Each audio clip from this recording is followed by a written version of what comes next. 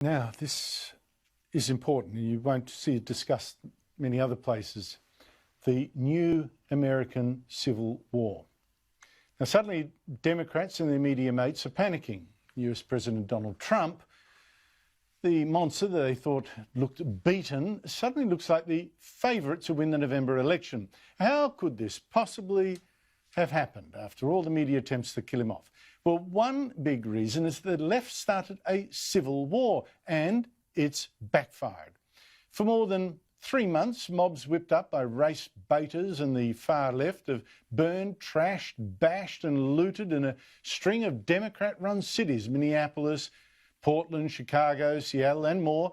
They're claiming to fight racism, but basically often using that as an excuse to steal, destroy and be racist themselves. For instance, here is a speaker at a protest in Kenosha last week after police shot a black man, reportedly armed, accused of sexual assault. And I got to say, if you kill one of ours, it's time for us to kill one of yours. And here is John Thompson, a Democrat candidate in the Minnesota election, at a protest last week right outside the home of the Minneapolis Police Union chief, meant to intimidate him, meanwhile abusing white girls who are watching, calling them Ku Klux Klan supporters. Y'all got the Grand Wizard living in your goddamn neighborhood. All the Klan exists in Hugo, Minnesota, and it's right here. Don't run now. Don't run now, racist white people. I'm here. Oh, yeah, we pull up. So with all that hatred being whipped up by activists and Democrat wannabe politicians, it's not surprising that race protesters in Portland on the weekend, they caught a Trump supporter on the street calling out, hey, we've got one here. And one of those vigilantes, those Black Lives Matter vigilantes, you'll see him in this clip in white, turned, aimed and shot that Trump supporter dead.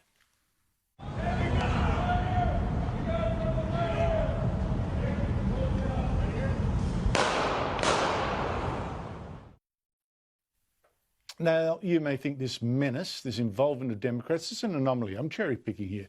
But I don't think many Trump supporters or voters in the middle think like that at all, because they've already seen, for instance, race protesters in California last week chant "Death to America."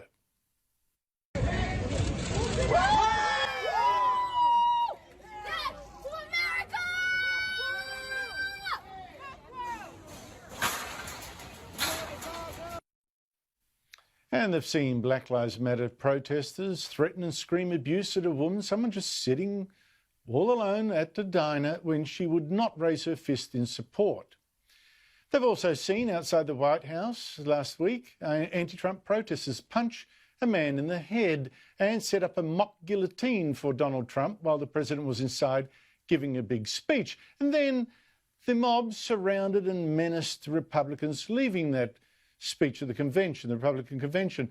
People like Senator Rand Paul and his wife got monstered, and anyone else that the protesters could find, male or female, following them down the street and threatening them. If you saw Trump supporters threatening Democrats like this, you think you'd ever hear the end of it from the ABC? Put your hands on me again, I'll you up. Put your hands on me again and I'll you up. Hands on me again and I'll you up. And through all of this, the Democrats have encouraged the mayhem, or at best stayed silent. I suspect that chaos, according to their calculations, would make Trump look bad and cost him the election. So let it rip. And I'm not exaggerating. Democrat cities like Portland, that's had riots and violence every night for more than 100 days now, promised that many protesters would not be prosecuted. Several mayors instead attacked and cut their own police forces, even as gun crime in cities like New York and Chicago spiralled in the lawlessness.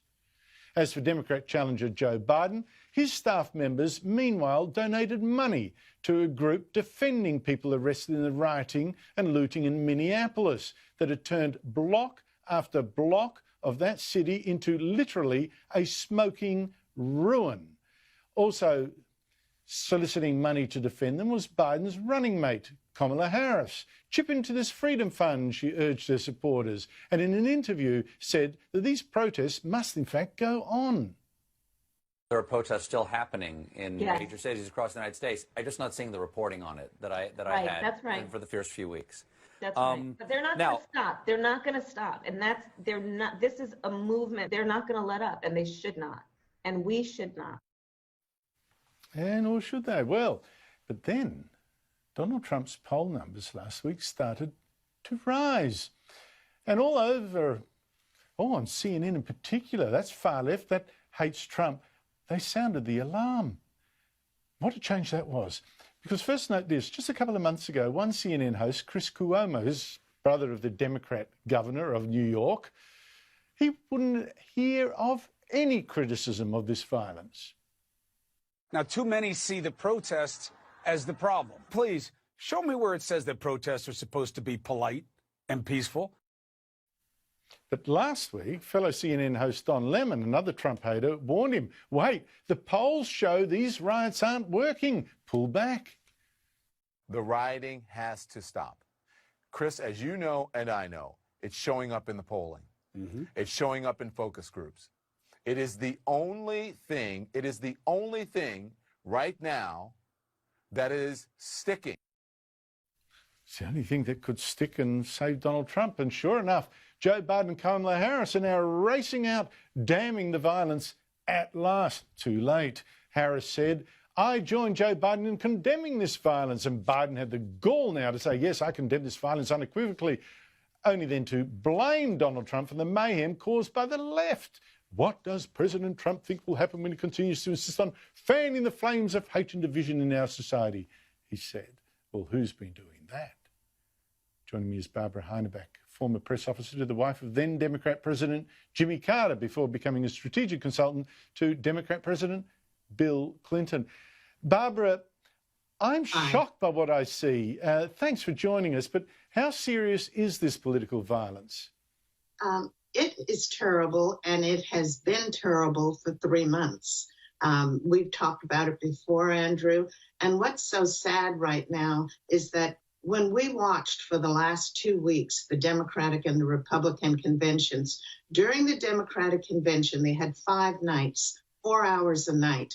Not one word was breathed about the violence. And Kamala Harris, the woman running for vice president on the Democratic ticket, she went on to say how wonderful Black Lives Matter was. You just showed, a little clip from her, nothing about the violence. And Joe Biden said he could run this campaign from his basement, and he's going to listen to the science. And that means everyone stay low and stay at home. His ratings were up pretty high.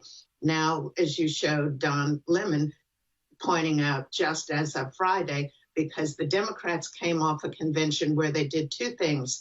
They talked about what a nice guy Joe Biden was for 5 days. Nothing about his accomplishments. He didn't have any. You could have summed those up in about a minute. For the 47 years he's been in political arena. And also they talked about how much they disliked Donald Trump. No. But what did the Republicans do? Conversely, they had a long list of accomplishments that Donald Trump has achieved, and so many of the things that he's done for people of color, not just for the nation.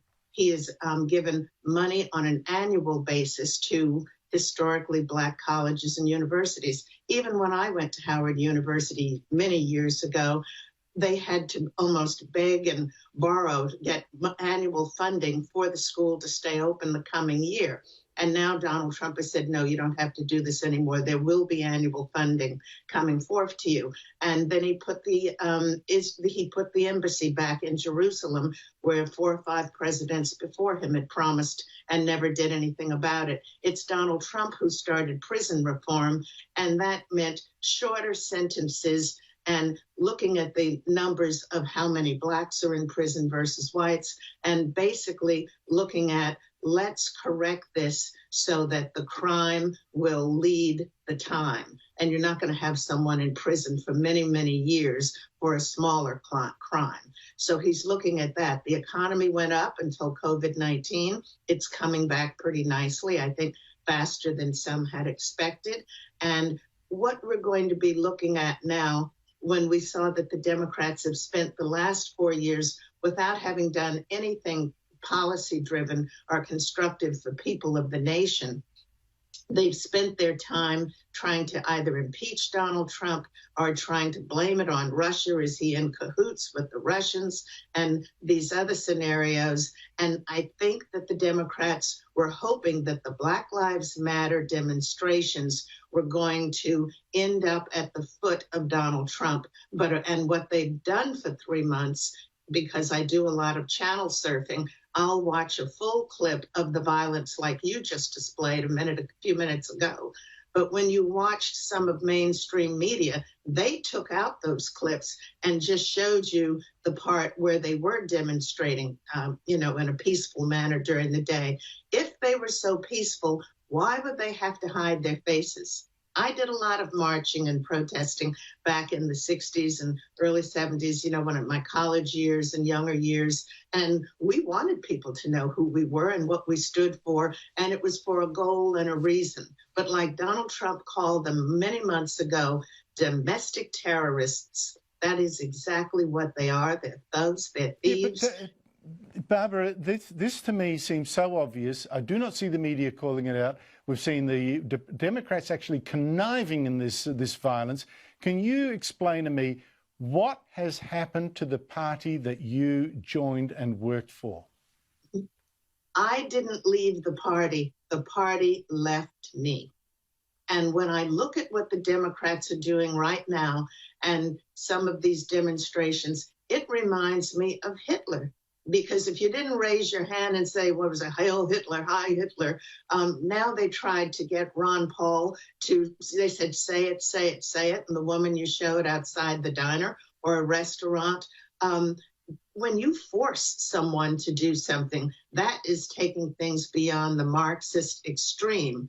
And it is all for a political purpose that the Democratic Party has become so desperate, and they have no agenda to run on. And like I say, they came with an empty bag. Their luggage is empty, no accomplishments. And but it's Barbara, all about politics. Exactly. And what scares me is that they'd rather America burn than let Donald Trump have a little win on law and order. It's just so sad.